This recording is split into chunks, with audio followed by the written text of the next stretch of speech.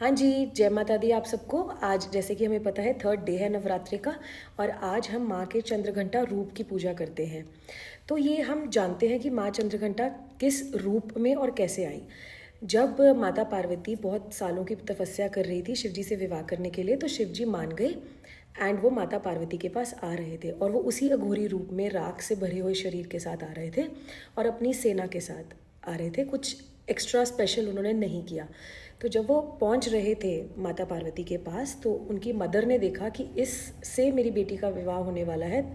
तो उनको थोड़ा सा वियर्ड लगा, अजीब लगा कि ऐसे इंसान के साथ मैं अपनी बेटी की शादी कैसे कर सकती हूँ। तो जब माता पार्वती को इस बारे में पता लगा तो उन्होंने चंद्रघंटा के रूप को धारण किया और इसमें उनके 10 हाथ थे और हाथों में वेपन्स थे। एक हाथ में आशीर्वाद के लिए उन्होंने हाथ रखा था और अलग अलग तरह के वेपन्स थे, तो इसलिए उनको चंद्रघंटा बोला जाता है। ऑल्सो ये जो रूप था ये बहुत ही सुनहरा था, जिसको डिस्क्राइब करना बहुत मुश्किल है। तो इसी चीज़ से आज मैं आपको सुनहरा था रूप, तो जब मैंने ये देखा और सुना कि रूप सुनहरा था, तो आज हम बात कर लेते हैं गोल्ड और सिल्वर की। अब हमें पता है मार्केट में बहुत टर्बुलेंस है और जब टर्बुलेंस होती है, ट्रेडिशनली अगर हम माने तो गोल्ड और सिल्वर के प्राइसेस हमेशा बढ़ते आए हैं। ऐसा कभी भी नहीं हुआ कि मार्केट टर्बुलेंस है और गोल्ड और सिल्वर के प्राइस जो है वो नीचे आए हों। तो अभी यहाँ पे क्या हो गया, नेगेटिव कोरिलेशन हो गया।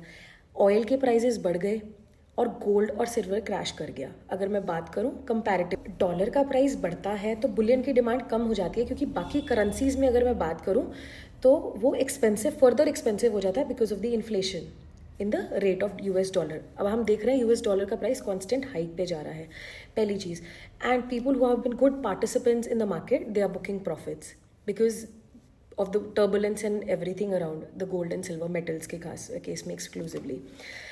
एंड अगर तीसरी मैं बात करूं, ऑयल के प्राइसेस बढ़ रहे हैं, ट्रेजरी यील्ड्स की जो एक्सपेक्टेशंस है they are going on a higher side. और जब ऐसा होता है, ट्रेजरी की यील्ड्स जो है वो बढ़ जाती हैं, expectations are on a higher side, US जो है वो फर्दर प्राइस कर चुका है डॉलर हाइक, तो इस केस में जो नॉन यील्डिंग एसेट्स होते हैं, here in are case metals, उसकी डिमांड जो है वो कम हो जाती है।